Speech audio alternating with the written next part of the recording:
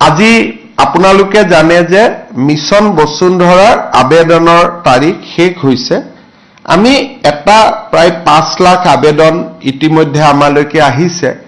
আমি এটা নতুন সিদ্ধান্ত লৈছো যে নামঘৰ বা মন্দিৰে যদি কিবা কাৰণত পোৰ্টেলত আবেদন কৰিব পৰা নাই, তেওঁলোকে যদি মেনুৱেলতো আবেদন কৰে, তেতিয়াহলেও তাক গ্ৰহণ কৰা হ'ব।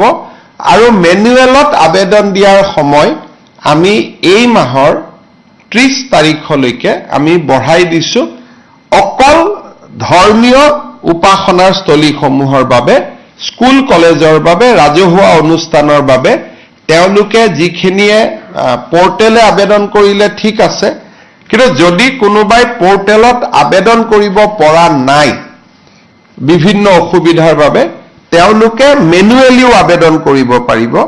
আৰু এইটো ব্যক্তিৰ ক্ষেত্ৰত প্ৰযোজ্য নহব।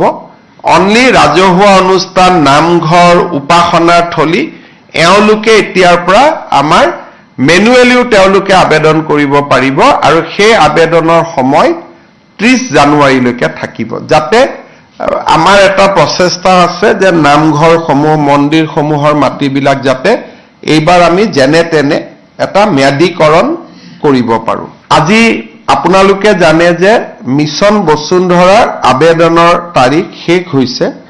আমি এটা প্ৰায় 5 লাখ আবেদন ইতিমধ্যে আমালৈকে আহিছে। আমি এটা নতুন সিদ্ধান্ত লৈছো যে নামঘৰ বা মন্দিৰে যদি কিবা কাৰণত পোৰ্টেলত আবেদন কৰিব পৰা নাই, তেওঁলোকে যদি মেনুৱেলতো আবেদন কৰে, তেতিয়াহলেও তাক গ্ৰহণ কৰা হ'ব। আৰু মেনুৱেলত আবেদন দিয়াৰ সময় আমি এই মাহৰ 30 তাৰিখলৈকে আমি বঢ়াই দিছো।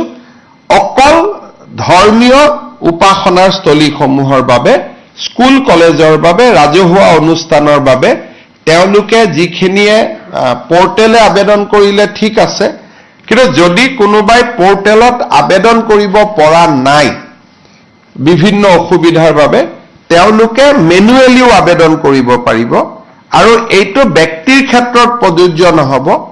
অনলি ৰাজহুৱা অনুষ্ঠান, নামঘৰ, উপাসনাৰ থলী এওঁলোকে এতিয়াৰ পৰা আমাৰ মেনুৱেলিও তেওঁলোকে আবেদন কৰিব পাৰিব। আৰু সেই আবেদনৰ সময় 30 জানুৱাৰীলৈকে থাকিব, যাতে আমাৰ এটা প্ৰচেষ্টা আছে যে নামঘৰসমূহ, মন্দিৰসমূহৰ মাটিবিলাক যাতে এইবাৰ আমি যেনে তেনে এটা ম্যাদীকৰণ কৰিব পাৰোঁ। আজি আপোনালোকে জানে যে মিছন বসুন্ধৰাৰ আবেদনৰ তাৰিখ শেষ হৈছে। আমি এটা প্ৰায় 5 লাখ আবেদন ইতিমধ্যে আমালৈকে আহিছে। আমি এটা নতুন সিদ্ধান্ত লৈছো যে নামঘৰ বা মন্দিৰে যদি কিবা কাৰণত পোৰ্টেলত আবেদন কৰিব পৰা নাই, তেওঁলোকে যদি মেনুৱেলতো আবেদন কৰে, তেতিয়াহলেও তাক গ্ৰহণ কৰা হ'ব। আৰু মেনুৱেলত আবেদন দিয়াৰ সময় আমি এই মাহৰ 30 তাৰিখলৈকে আমি বঢ়াই দিছো। অকল ধৰ্মীয় উপাসনাৰ স্থলীসমূহৰ বাবে, স্কুল কলেজৰ বাবে, ৰাজহুৱা অনুষ্ঠানৰ বাবে তেওঁলোকে যিখিনিয়ে পোৰ্টেলে আবেদন কৰিলে ঠিক আছে, কিন্তু যদি কোনোবাই পোৰ্টেলত আবেদন কৰিব পৰা নাই বিভিন্ন অসুবিধাৰ বাবে, তেওঁলোকে মেনুৱেলিও আবেদন কৰিব পাৰিব। আৰু এইটো ব্যক্তিৰ ক্ষেত্ৰত প্ৰযোজ্য নহব। অনলি ৰাজহুৱা অনুষ্ঠান, নামঘৰ, উপাসনাৰ থলী এওঁলোকে এতিয়াৰ পৰা আমাৰ মেনুৱেলিও তেওঁলোকে আবেদন কৰিব পাৰিব। আৰু সেই আবেদনৰ সময় 30 জানুৱাৰীলৈকে থাকিব, যাতে আমাৰ এটা প্ৰচেষ্টা আছে যে নামঘৰসমূহ, মন্দিৰসমূহৰ মাটিবিলাক যাতে এইবাৰ আমি যেনে তেনে এটা ম্যাদীকৰণ কৰিব পাৰোঁ।